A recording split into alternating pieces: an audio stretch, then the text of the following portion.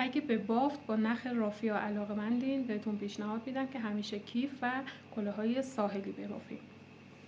این کیف رو من توی پست قبلی بهتون آموزش دادم و طبق کامنت هایی که برام گذاشتین قرار شد که کلاهش رو هم بهتون آموزش بدم. کلاهش رو من بافتم و 0 تا 100 آموزش رو هم براتون ضبط کردم. میتونین با کیفی که آموزش دادم بهتون ببافین و ست کنین و مطمئنا فروشتون رو چند برابر میکنه. بریم که با هم این آموزش خوشگل رو شروع کنیم. برای شروع کار ما یک حلقه جادویی میزنیم و داخل حلقمون رو با پایه بلند باید پر کنیم. برای شروع کار ما باید 3 تا زنجیره بزنیم. من یه زنجیره زدم، 2 و 3. خب داخل حلقه رو ما با 10 تا پایه باید پر کنیم. این 3 زنجیره معادل با یک پایه بلند است. پس 9 تا پایه بلند داخل حلقه میبافیم. 1 2 3. بعد از اینکه 10 تا پایه داخل حلقه بافتین، دقت کنید که این 3 زنجیره معادل با یک پایه بود. به غیر از این 9 تا پایه میبافین که در مجموع میشه 10 تا. خب ما میایم بافت رو به 3 زنجیره روی زنجیره سوم 1 2 3 از این قسمت با پایه بست اتصال میدیم. به این صورت این نخ زیری رو بکشین که حلقه بسته بشه. چون نخ رافیا هست یک دفعه نکشین، توی چند مرحله بکشین که نختون پاره نشه. خب حالا رج بعد پایه های ما 2 برابر میشه 20 تا. برای شروع کار 3 تا زنجیره میزنم. این نخ اضافه‌ای که از سمت پشت دارم رو هم میارم به سمت بالا و همزمان با پایه ها میبافم. خب ما چون میخوایم پایه هامون 2 برابر بشه، پس روی هر پایه 2 بار بافت میزنیم. این 3 زنجیره هست، ما دقیق کنارش یه دونه پایه بلند هم میبافیم. به این صورت میایم روی پایه بعدی، قلاب رو زیر 2 تا گندمی میبریم و پای بلند رو میبافیم. این 1، این هم 2. پس روی هر پایه 2 تا پای بلند میبافیم. در مجموع میشه 20 پایه بلند. خب بعد از اینکه این رج تکمیل شد، میایم بافتمون رو به 3 زنجیره شروع 1 2 3 روی زنجیره سوم با پایه بست اتصال میدیم.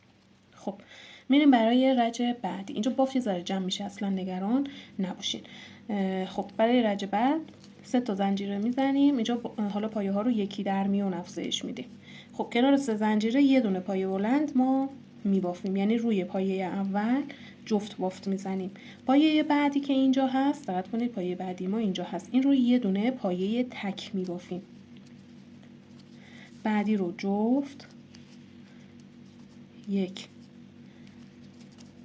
2 پایه بعدی رو تک میبافیم. به همین صورت این رج رو کامل میکنیم. اینجا میشه جفت تک جفت تک تا انتهای رج. از انتهای رج آخرین پایه‌ای که باید ببافین اینجا هست که یه دونه پایه تک هست، چون شروع رج با پایه جفت بوده. خب به انتهای رج که رسیدین، آخرین پایه رو که بافتیم باید بافت رو به 3 زنجیره شروع روی زنجیره سوم با پایه بست اتصال بدیم. برای این رج ما پایه هامون یکی در میون افزایش پیدا میکنه، یعنی یک پایه رو جفت میبافیم، پایه بعدی تکی جفت یه تک. خب 3 زنجیره رو که زدیم دقیق کنار 3 زنجیره یک پایه بلند میبافیم، یعنی شروع رج با پایه جفت هست. پایه بعدی که اینجا هست به صورت تک بافته میشه. دقت کنید بافت پایه بلند هست و قلاب باید زیر این دوتا گندمی ها بره و بافت تکمیل بشه. خب الان این پایه من تک بافتم، این رو جفت می بافم 1 و 2. پایه بعدی رو تک یعنی یه دونه، پایه بعدی جفت یعنی 2 تا پایه بلند کنار هم. خب تا انتهای رج به این صورت می بافیم. آخرین پایه‌ای که از انتهای رج باید داشته باشیم و بافت بزنیم یه دونه پایه تک هست، چون شروع رج با پایه جفت بوده. خب آخرین پایه رو که بافتین، حالا بافت رو به شروع یعنی 3 زنجیره روی زنجیره سوم با پایه بست اتصال بدید. رج بعد پایه های ما حالا اولی جفت بافته میشه، بعدی تک و تا 2 مرحله، یعنی یک پایه جفت 2 تا پایه تک. خب یه دونه جفت که 3 زنجیره، یه دونه پایه بلند کنارش، در مجموع میشه پایه جفت. پایه بعدی اینجا هست، تک بافته میشه، پایه بعدی تک بافته میشه. حالا یه دونه جفت، یعنی 2 تا پایه کنار هم، 1 2 پایه بعدی تک. خب این رج هم به این صورت کامل میشه. ببینید این قسمت بافت جمع میشه زمانی که ما بافت رو بخار میزنیم و اتو میزنیم کاملا باز میشه. اصلا نگران این موضوع نباشین. خب به انتهای رج که رسیدین باید از انتهای بافت 2 تا پایه تک داشته باشین. بافت رو به 3 زنجیره روی زنجیره سوم اتصال میدیم. خب حالا اینجا پایه های تکمون افزایش پیدا میکنه، میشه 3 تا پایه تک. طبق معمول شروع بافت با پایه جفت هست. خب 3 تا زنجیره، 1 پایه بلند کنارش. پایه جفت رو ما بافتیم. حالا 3 تا پایه تک، 1 2 و 3. یه دونه پایه جفت، 1 2 یعنی 2 تا پایه بلند کنار هم، 3 تا پایه تک. این رج رو هم به این صورت ما کامل میکنیم. از انتهای رج 3 تا پایه آخر باید 3 تا پایه بلند تک باشه. بعد به 3 زنجیره شروع کار روی زنجیره سوم اتصال میدیم. ببینید این قسمت بالای کلاه ما به این صورت بافته میشه. حالا این رو ببافین به این صورت. خب یه چیزی بین مثلا برای بزرگسال بین 18 تا 20 سانت هست، یعنی به اندازه پس سر ما میخوایم ببافیم. برای بچه‌ها این قسمت کمتره. حالا با توجه به سنشون مثلا بین 14 دیگه، مثلا برای بچه‌های 8 سال 9 سال دیگه تا 15 سال 16 سال که ما بخوایم در نظر بگیریم چیزی حدود 17 سانت میشه. این قسمت رو به این روش ببافین. رج بعد پایه‌های تک افزایش پیدا می‌کنه، میشه 4 تا پایه تک. پایه‌های جفت که ثابته، پایه‌های تک افزایش پیدا می‌کنه میشه 4 تا. دوباره رج بعد بخوایم ببافیم میشه 5 تا. همیشه هم شروع رج رو با پایه جفت بزنید، بعد پایه‌های تکتون رو به این صورت ببافین. خب دوستان من این قسمت رو بافتم. اگر هنوز کانال رو سابسکرایب نکردین حتما این کار رو انجام بدین، چون قراره حالا چون فصل تابستون و بهار هست براتون آموزش‌های زیادی با نخ رافیا بذارم. خب ببینید من بهتون گفتم این قسمت رو تا اندازه پس سر باید ببافین. یعنی چی؟ ببینید این رو اگر شما مثلا سر یک انسان در نظر بگیرید، این بافتی که میبافیم باید این قسمت از سر رو پوشش بده. ببینید اینی که من الان بافتم 17 سانت شده. گفتم شما برای بزرگسال دیگه 18 تا 20 سانت رو میتونیم ببافیم. به نظر من حالا یه فردی که سرش مثلا کوچیک هست 18 سانت کافیه. حالا اگر بزرگ باشه دیگه تا 19 نهایتش تا 20. حالا چون پای بلندم هست و بافت بخار میخوره دیگه از این حد بیشتر نبافین. خب من این رو تا 17 سانت بافتم. این رو هم در نظر داشته باشین. این کار من با اتو شده 17 سانت. خب شما یک مقدار ببافین، بافت رو اتو بزنید و اون موقع اندازه بزنید که بافتتون کوچیک یا بزرگ در نیاد. خب بعد از اینکه این قسمت رو بافتین، الان یه چیزی حدود با متر بهتون بگم. ببینید ما میخوایم تا این قسمت بافت داشته باشیم. خب پس 5 سانت بدون اینکه پایه ای اضافه کنیم به بافتتون ببافین. یعنی تمامی این پایه ها رو روی هر کدوم یکی یه دونه بافت پایه بلند میزنین تا به اندازه 5 سانت. خب پس حواستون باشه شما 17 سانت مثلا برای این قسمت بافتین، 5 سانت هم تا اینجا باید ببافین.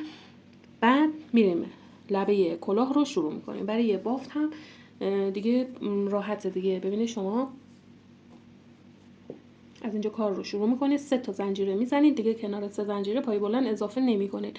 میان روی پای بلند بعدی یه دونه، اینجا یه دونه، یه دونه، یه دونه، به همین صورت روی هر پایه یه دونه بافت میزنید و چون پایه اضافه نمیکنید قسمت لبه کلاه به سمت پایین برمیگرده و کاسه کلاهمون به این صورت شکل میگیره. خب دوستان ببینید من این قسمت از کلاه رو بافتم. گفتم ما تا اندازه‌ای باید ببافیم که یه کمی بالاتر از ابرو رو پوشش بده. خب حالا اینجا یک رج افزایش میدیم که خب یه لبه کوچیکی شکل بگیره. بعد مدل اصلی رو شروع میکنیم. ببینید برای افزایش آخرین رجی که من افزایش داشتم پایه جفتم رو که میبافتم پایه های تکم تا 5 پایه رسیده بود. خب حالا اینجا یه دونه میام پایه جفت میبافم، 1 2 3 کنار 3 زنجیره یک پایه بلند میبافم که پایه جفتم تکمیل بشه. حالا 6 تا پایه رو به صورت پایه های تکی میبافم، 1 2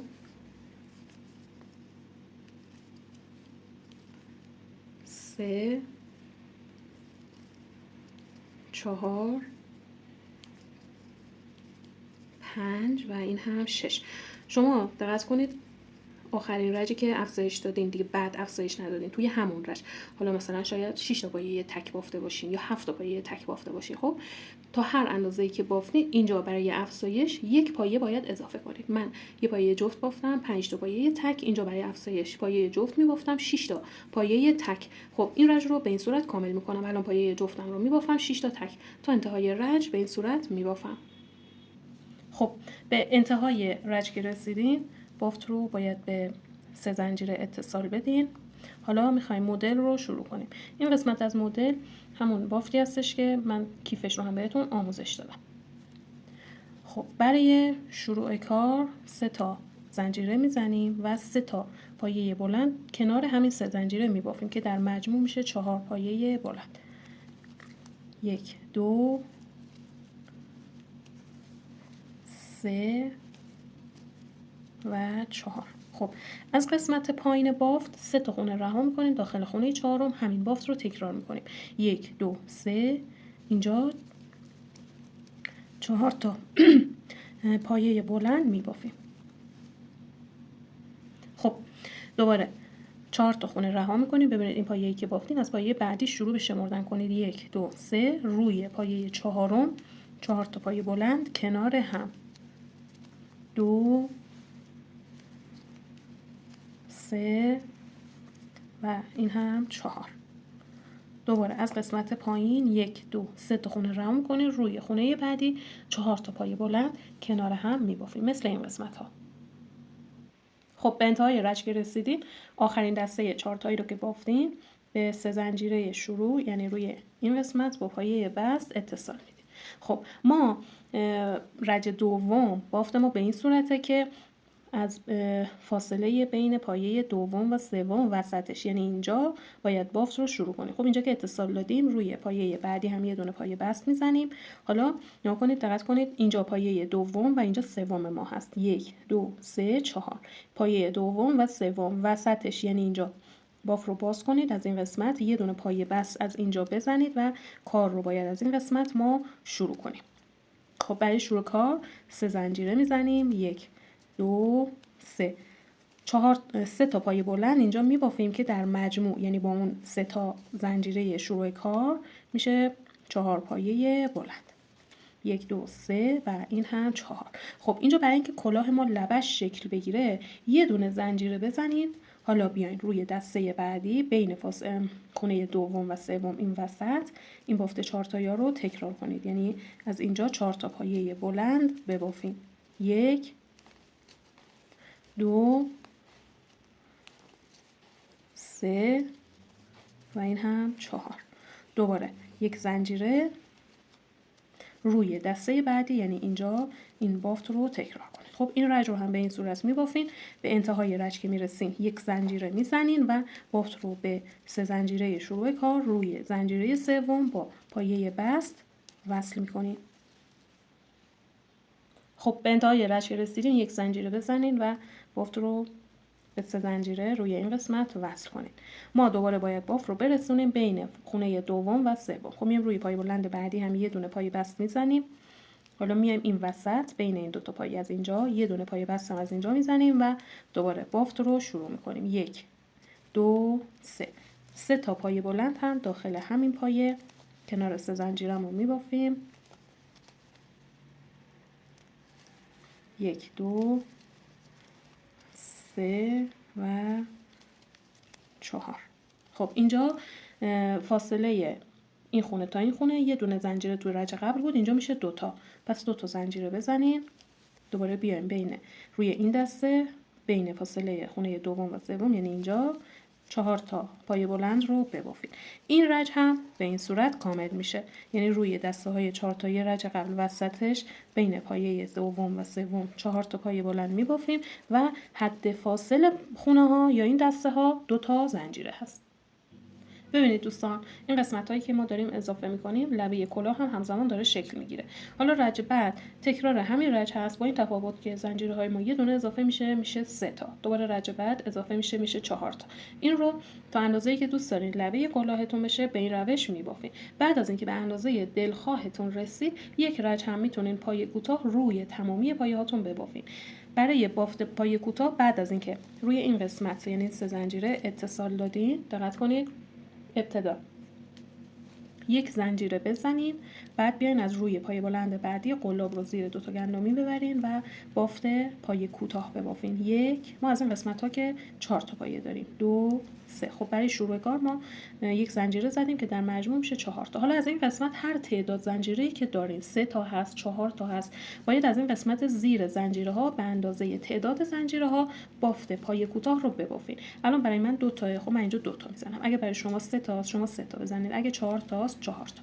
این قسمت هم که گفتم دیگه 4 تا پایه بلند داریم، روی هر کدوم یه دونه پایه کوتاه، 2 3 و 4. دوباره به این قسمت ها هم رسیدین، به اندازه تعداد زنجیرها پایه کوتاه رو تکرار میکنید. به سر رج که رسیدین، بافت رو به اولین زنجیره‌ای که زدین با پایه بست اتصال میدین و نختون رو قیچی میکنید. حتما کلاه رو بخار بدین، اتو بزنید، مخصوصا لبه های بافت رو تا کلاه خوشگل و خوش فرمی داشته باشین. خب این هم از این آموزش قشنگمون. ازتون ممنونم که تا اینجا با من همراه بودین و ممنون میشم که با لایک کردن و شیر کردن برای دوستانتون از این پست آموزشیمون حمایت کنید. آموزش بعدیمون هم متناسب با فصل است. قراره یه باد بزن خیلی خوشگل بهتون آموزش بدم، پس اون آموزش رو هم از دست ندین.